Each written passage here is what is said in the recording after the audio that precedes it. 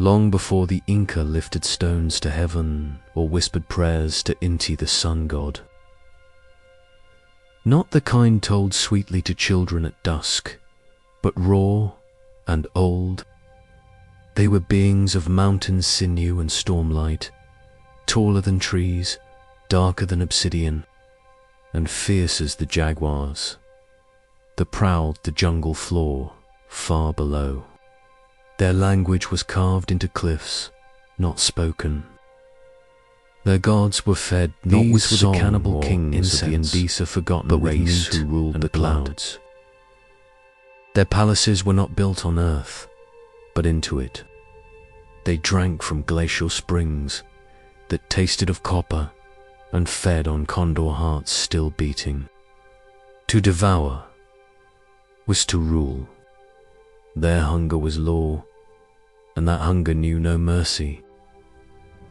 It is said their empires stretched from the silver volcanoes of the north to the snowy cusps. No human tribe ventured near their territory without leaving offerings or bones. The few who returned from the high passes spoke of men taller than doorways, wearing mantles of human skin and teeth. They said drums echoed through the mountains, made from stretched bellies of chieftains, and carved with prayers in dead tongues. Some even whispered that the sun itself fled the peaks for fear of what it might see. But nothing lasts. Forever not, even giants. This is the story of their rise and fall, of sky temples and plague, of war against cursed enemies, of the last of their kind standing alone atop a stone citadel, roaring into the winds.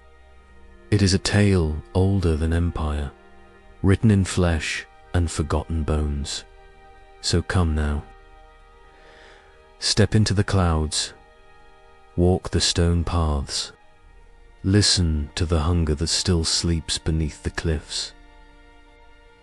The giants are gone, but the mountain remembers. There were no roads that led to the cities of the Cannibal Kings, only winding paths cut into death.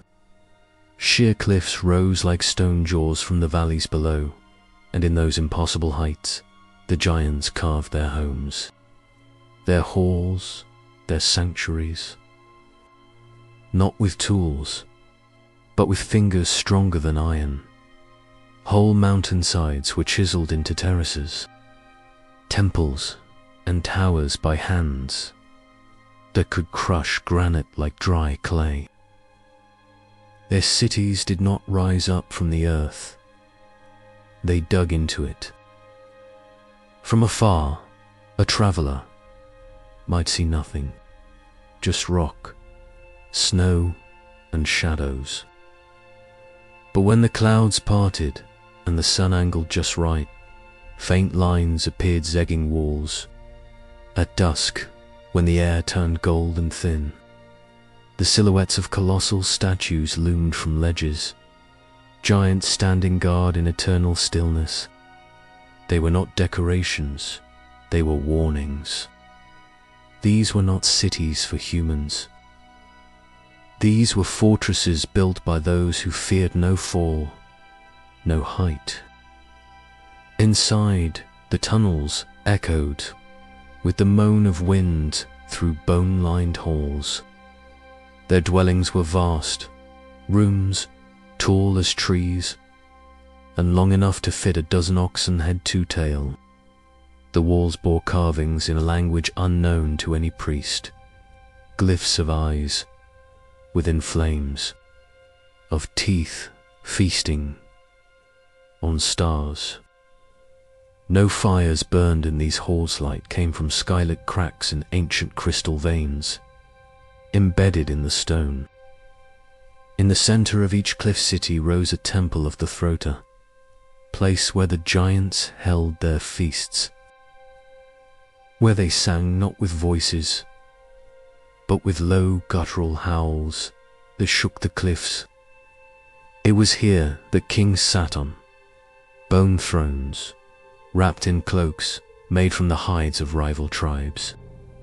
breastplates cast from molten treasure taken from valleys below, and on their brows woven bands of human hair set with emeralds. But for all their cruelty, the cities were not savage. They were complex. Aqueducts funneled glacial water across levels, carved into the mountain face. Hanging gardens clung to rock like green beards, blooming with coca, maize, and herbs. Condors nested in rafters above open courtyards, where young giants wrestled in rites of strength never to the death. And always, always, the air carried the scent of blood distant. Below, in the valley shadows, the smaller races watched in awe and terror. They called the giants Okikwarmi, the Hollow Ones. Stories were told in whispered fireside voices of the great city of Wirakarima, the cliff that spoke, whose carved steps could only be climbed in darkness, lest the mountain weep. Of Sumac Herka, the beautiful teeth, where the last priestess of a human tribe had been devoured alive, and her screams. No map remains of these places. No Incan chronicler dared record their exact paths. But among the oldest stones, high in places only eagles soar, there is a doorway in the Andes with no temple behind it, and beside it an inscription too large to read, too faded. Locals say it reads, "We fed the earth. Now it feeds on us, not empty, only quiet, waiting." When the sun struck the peaks and burned the mists away, the feasting drums began. The Cannibal Kings did not eat in silence. They celebrated, they roared. They praised the flesh with song and cymbal, shaking the bones of the mountains with rhythms older than grain. Beneath their solar temples almonds, carved into the spines of the Andes Thay. But every turning of the moon, and when the full light of the sun cast long, golden lines across the jagged terraces, the temple complex loomed above the clouds, its walls covered in reliefs of monstrous kings and spiral-limbed gods. It was built entirely of obsidian blocks, so precisely placed that not even wind could slip between them.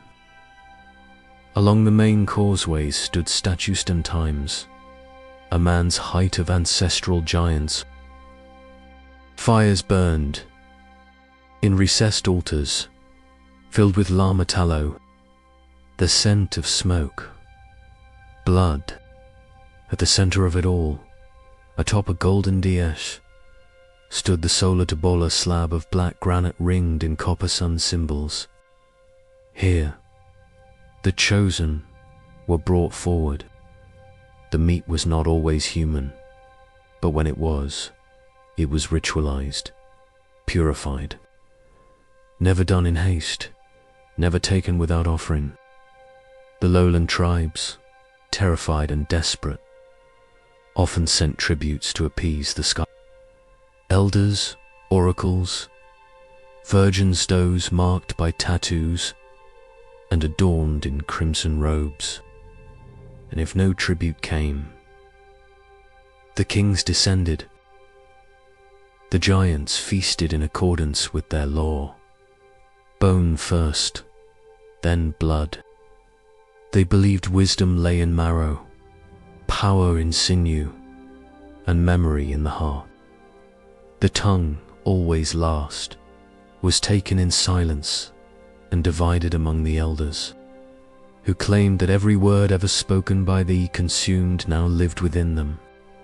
But the feast was not entirely grim.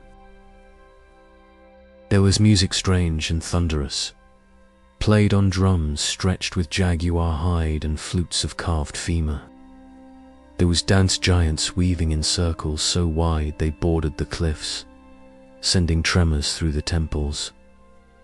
There was laughter that would rang deep and terrible.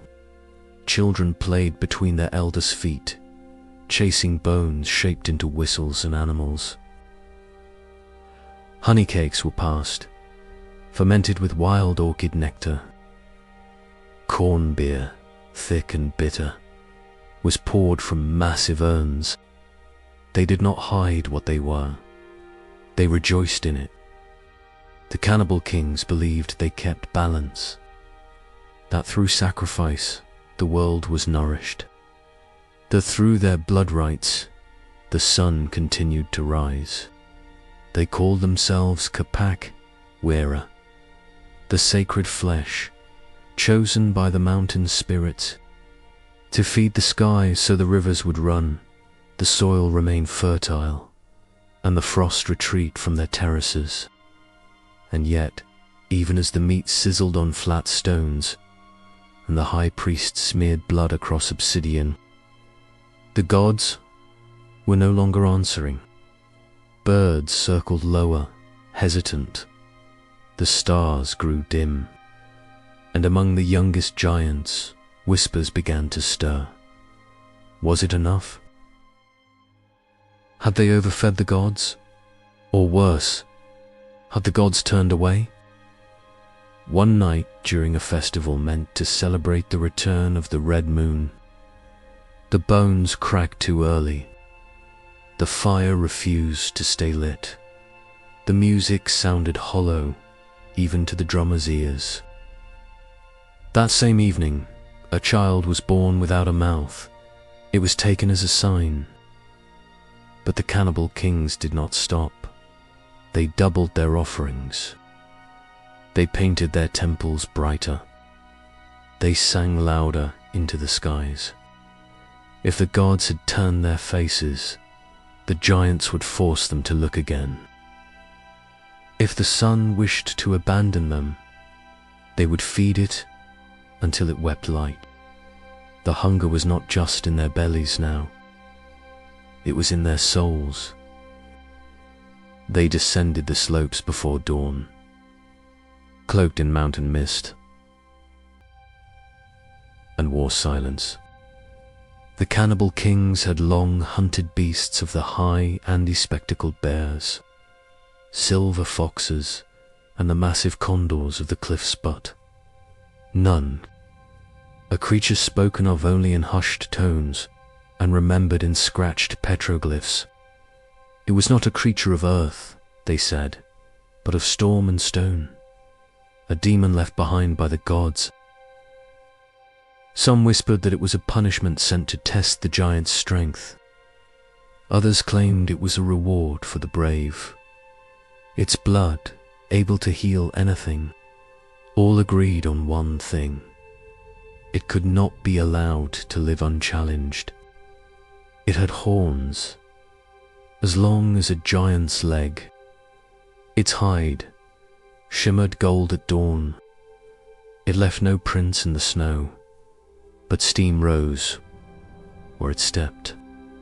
Its breath came in clouds that turned to ash, and it howled not as a beast butt, like wind torn through stone caverns. For years, the bull had tormented the fringes of the Cannibal Kings' territory, goring their livestock, trampling cliff crops, even killing a youngling once. The insults had festered, but none dared the hunt until the drought came. Now, with rivers shrinking and rites failing, the elders demanded proof. The gods still favored them, so they chose Fiver, strongest, each a warrior with skin like ironwood and arms wide enough to uproot trees. They wore no armor, only sacred paints and strips of jaguar fur. Their weapons were primitive but honored. Obsidian spears, flint-bladed axes, and cords woven from sun-bleached sinew. He bore a scar across one eye, taken during a fight with a sky snake years ago. He said little, but the others followed him, as they would a god. They tracked the bull for 6 days and 7 nights, sleeping in stone hollows, drinking melted snow, leaving bone offerings. On the 3rd day, they found hoof prints that had burned into the frost. On the 5th, they found a tree split down the center, smoldering. On the 7th morning, they heard the cry. It came from a basin where the mountain bent into itself, a bowl of wind and shale and silence. There stood the bull taller than a tower, muscles rippling like rivers beneath its hide, horns catching the light of the rising sun. It poured the earth, and the earth cracked. The first spear, the second shattered.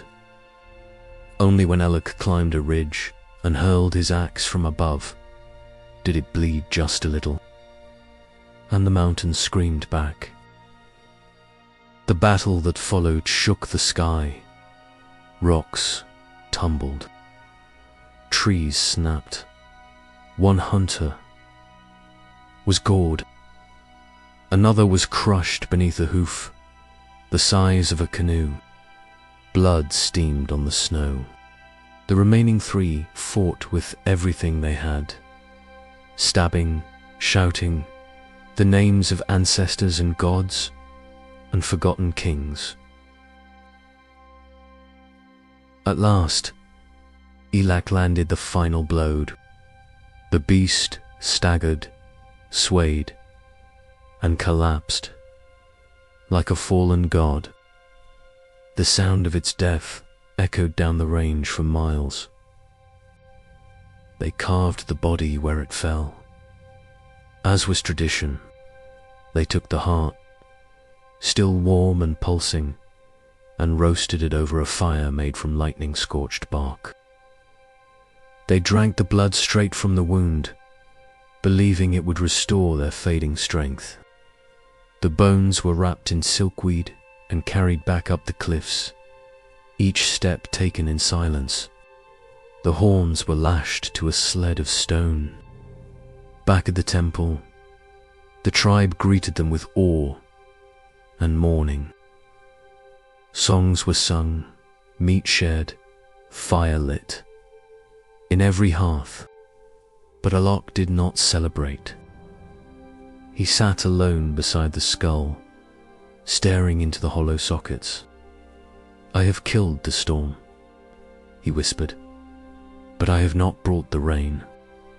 In the days that followed, the wind grew harsher, the rivers remained low.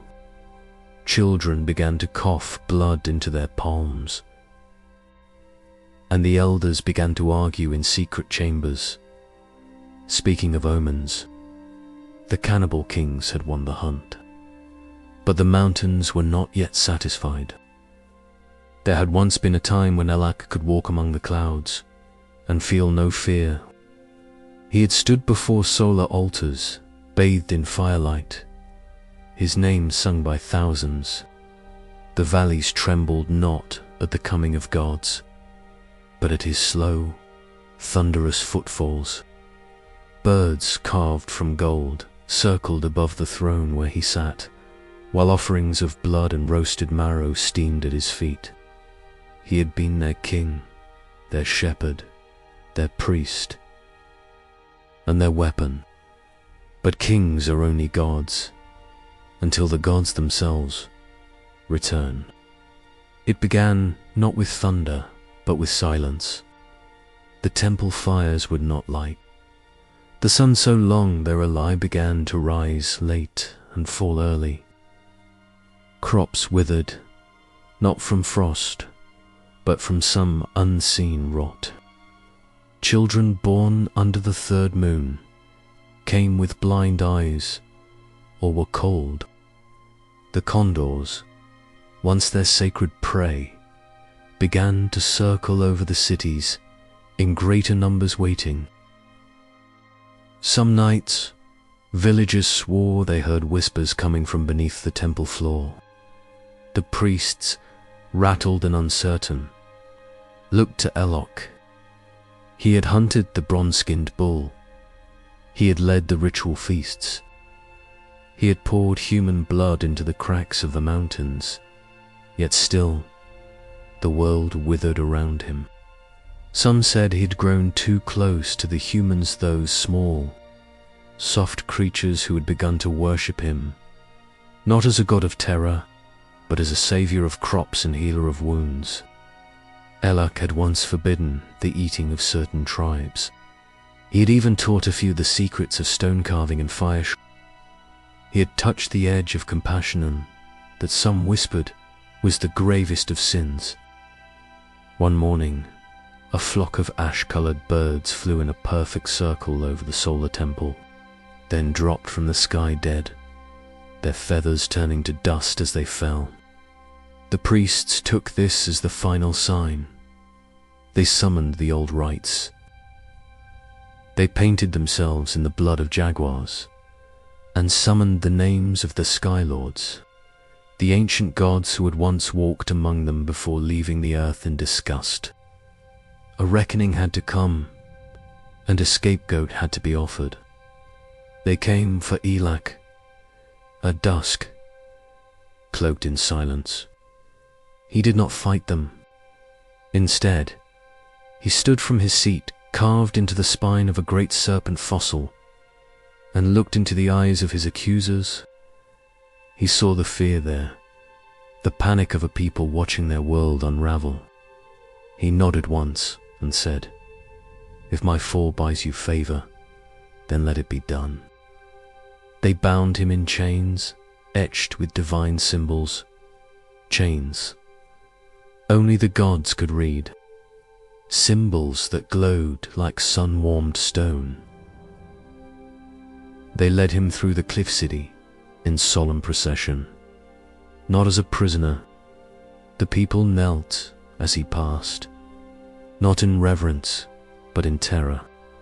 At the edge of the highest terrace, beneath a half-built shrine, they drove iron stakes. They raised their arms to the fading sky, and one by one began the chant of Exilda. It was not death they gave him, but removal, a severing from the divine order, a cutting away of name, memory, and purpose, a fate worse than ending. As the final verse rang through the mountains, the wind howled like a beast wounded to its soul. Storm clouds rolled in not from the west, as they usually did, but from beneath. They rose from the ravines, black and thick, curling like ink in water. The gods were not returning. They had already arrived. Lightning cracked, but it did not strike the temple. He screamed once, a sound that split stone and made eagles drop from the sky in panic. A stillness so deep that even the mountain itself held its breath. When the smoke cleared, Elok was gone. Only his chains remained, fused to the rock, still glowing. The priests called it a sign that balance had been restored, that the gods had accepted the sacrifice, but the crops did not return. The sun stayed cold, and now the cliffs sometimes wept water that smelled of ash. Some say Elok sleeps still, buried in the depths of the Andes, beneath the roots of mountains. Others believe he walks the highest ridges, silent and sorrowful, too broken. Their gods did not leave them. They turned against them. And Elok, the kindest and strongest of their kings, had paid the price. He was the last. The empire carved into cliffs, the temples that drank sunlight through obsidian mirrors, the cities that had once scraped the sky all were silent now. The stone roads choked with weeds. The wind no longer carried drums or chants. Only the dry whimper. His name had not been spoken in generations, but his shadow still moved across the mountain tops. Elac had not perished when the gods struck. He had been broken, unmade, cast down not in body, but in spirit. He had wandered, first through caverns deep beneath the Andes, where magma whispered secrets through cracks in the world. Then through abandoned temples, now overrun with vines. Now he sat alone atop a granite peak that pierced the clouds, wrapped in a tattered cloak of wool. From that height, Elac could see the ruin of his people. Not the giants, they had long since vanished into caves, into madness. No, he saw the world of men, the new cities in the valleys. Small hands worked the fields he had once planted, using tools he had carved from bone, and they had forgotten. But now, something stirred. They came from the East Eni specks on the horizon at first, ants beneath banners of red and gold. They moved not like pilgrims, but like fire. They burned what they passed. They spoke a language of steel. Elac watched them for days. They did not see him in the clouds, but he saw them. When they reached the first ruins of the old cities, they laughed. They smashed what they could not carry. They cracked the faces of the cliff carvings. They drank from the holy springs and spat in the altars. They were not of this land. They were not of any land. They were hungry. And for the first time in centuries, Elac stood. His bones creaked like glaciers cracking. His breath stirred snow from nearby ridges. His footsteps left steaming prints in the frozen rock. He wrapped himself once more in the cloak of his kingship and took up the crooked staff that had once been a tree. And duty, at dawn, he met them in a high past, same place where the bones of the fire-headed dwarves still lay buried beneath obsidian shards. They did not laugh. They did not charge. They stared. For what stood before them was no statue. No god of old he was real.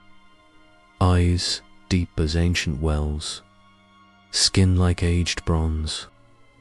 Their fear was brief. Their spears came first. Dozens, then hundreds. But Elac moved through them like the storm that had first shaped the mountains. He did not roar. He did not need. When he swept his staff, it broke the sky. When he stepped, the ground cracked like dry clay. He was not fighting for his crown, not even for revenge. He fought because his people had once built something beautiful, and these invaders came to salt its memory. But a storm, even a giant one, cannot last forever. They overwhelmed him, slowly like insects, drowning a beast. Their weapons were too many. Their fire burned hotter than his skin could resist. They pierced him again and again, his cloak tearing, his flesh opening. Not yet. He leaned against a crumbling pillar of stone, once part of a forgotten temple. And then the final spear came not, iron or bronze, but obsidian. Black and holy, it struck his chest. He fell not with a crash, but a sigh. As he lay on the ground, the invaders dared approach. One, man-no, taller than Elix. Shin stepped forward. He looked into the giant's eyes. Elac blinked once, and the man wept. For in those eyes was not rage, but sorrow. He saw not a monster, but a memory. They buried him beneath that pass, beneath stones and song. Later, the conquerors would tell tales of the beast they had slain, but some remembered differently. A few said that the wind still speaks his name when it rushes through the cliffs, that the bones of the mountain hum with a heartbeat not quite gone, that a king once rose to protect the forgotten, and when the world forgets again, he may rise once more